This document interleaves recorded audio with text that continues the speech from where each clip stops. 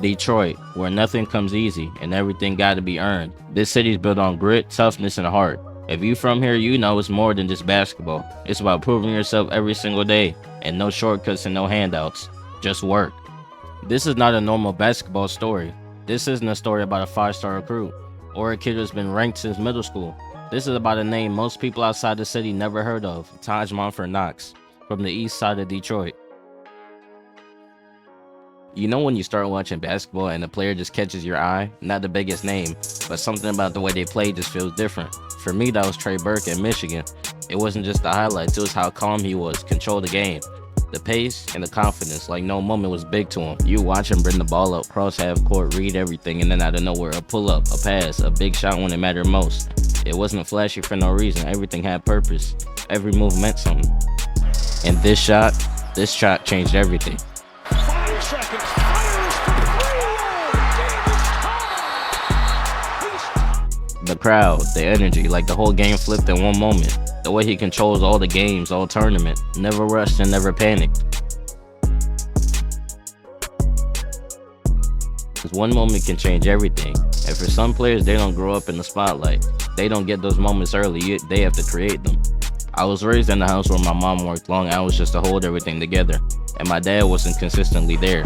So basketball was something I told myself. I had to go into the park and play the old heads to learn.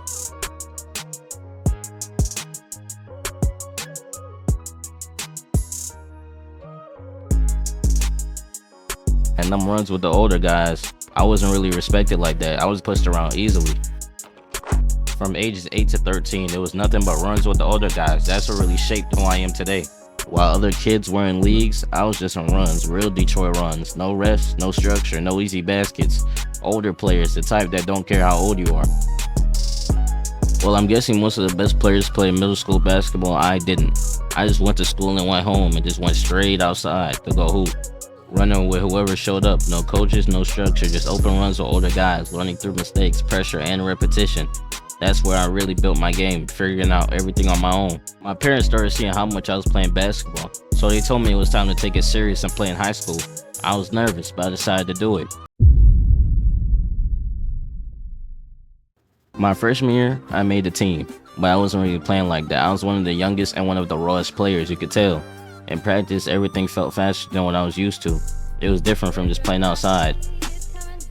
But most nights I still went home and played the game that I loved, even though I hated sitting on the bench half the time. I wasn't even a part of the rotation. I was there just to sit on the bench most of the time.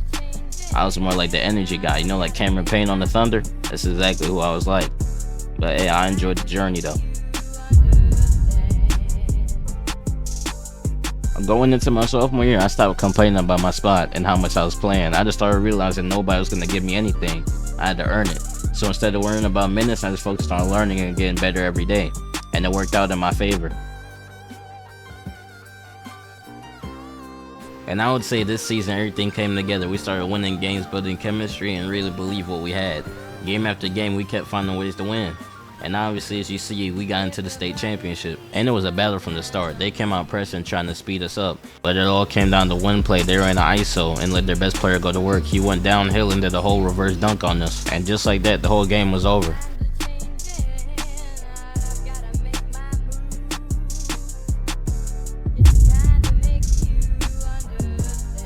In the offseason, everything changed. I grew from 6'2 to 6'7. And now I had to figure out my game all over again. And also, I felt like I needed a fresh start. So going into my junior year, I transferred to Hamtramck to put myself in a better position, so I could get more minutes and I could get my name out there even more. After I grew, I started watching a lot of taller players for inspiration, guys like Imani Bates. But it wasn't just for watching highlights. I was watching film, how they move without the ball, how they created space, and how they use their size. I started taking little things from the game, the footwork, the pace, and the way to get to their spots.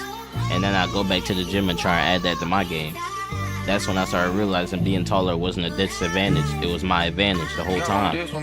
And if you really watch him, it's the details. How he uses his length over shooters, how he doesn't rush, he plays at his own pace, the footwork, the separation. He made the game look simple even at a high level. And it made me realize I didn't have to change my game because I got taller. I could still play how I wanted, just at a different level. So I started taking pieces from his game and adding it to mine. Another player that's very low-key that I started watching was Elijah Howard. He's one of the taller wings that doesn't try to do too much, he just plays his game. What stood out to me was how controlled he was. Everything was at his pace, nothing rushed.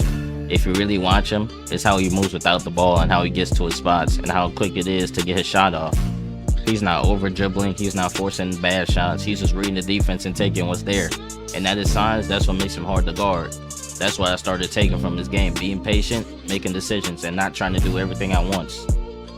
And his game just showed me that the game doesn't have to be complicated if you make it. You just gotta be very efficient with your movements. My junior year at Hampshire, it wasn't easy. We were trying to figure everything out, and also it showed in our record. We went 4 for 11 in 15 games, a lot of tough losses, but that's where we really grew. Some games would start off strong and then lose it late. Other games would be trying to fight back the whole time, and it showed in our record, bro. A lot of tough losses, a lot of close games that could have went either way. But going through that, it forced me to grow. I had to stay locked in even when things wasn't going our way.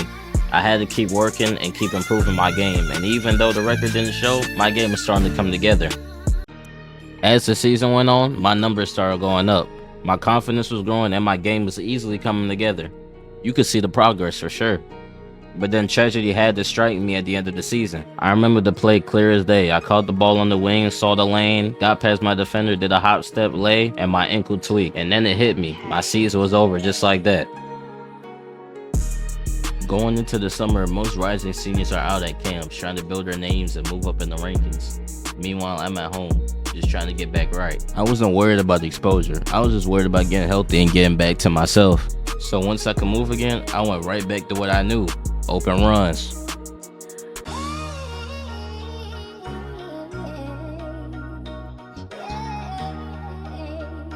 So before AAU, I was back in the runs, but it wasn't like I just came back and everything was normal. At first, I couldn't feel it. My timing was off, my legs felt heavy, every game felt faster than I remembered.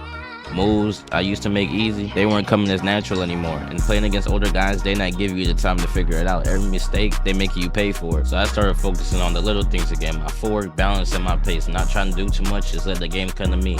And slowly, I started feeling the groove again, started getting back into it. Then it started to click.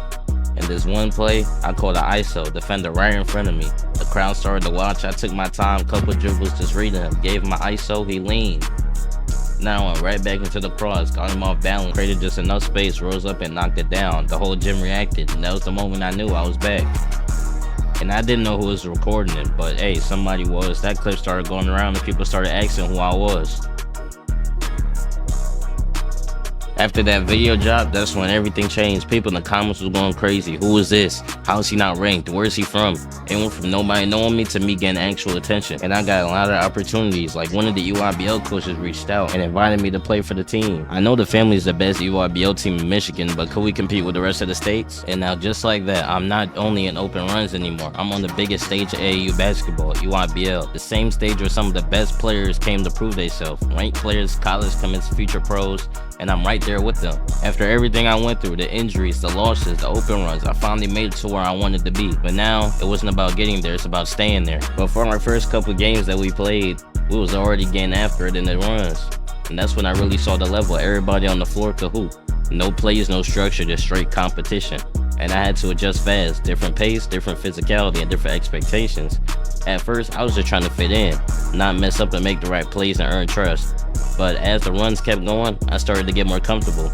And half these guys on the team, I seen them in high school already. So I wasn't really nervous. And then I realized all that work that I put in for the past 3 years.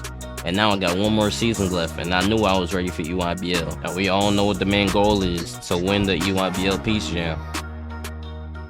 You know, obviously me not having any AAU experience like that growing up, I didn't have a big role. I'm coming off the bench behind one of the best small forwards in the city. But hey, I gotta earn it. The guys ahead of me, they were already established, had chemistry, trust, experience. And if you made mistakes, you got sat. But coach let me know, don't let one practice or a game dictate where your spot is. Nothing was promised for anybody. But I promise you, the first game that we step into Peach Jam, every coach is gonna see what they missed out on in me. Me not giving minutes in my first 2 years and then my junior getting injured, hey, every coach gonna see how good I am.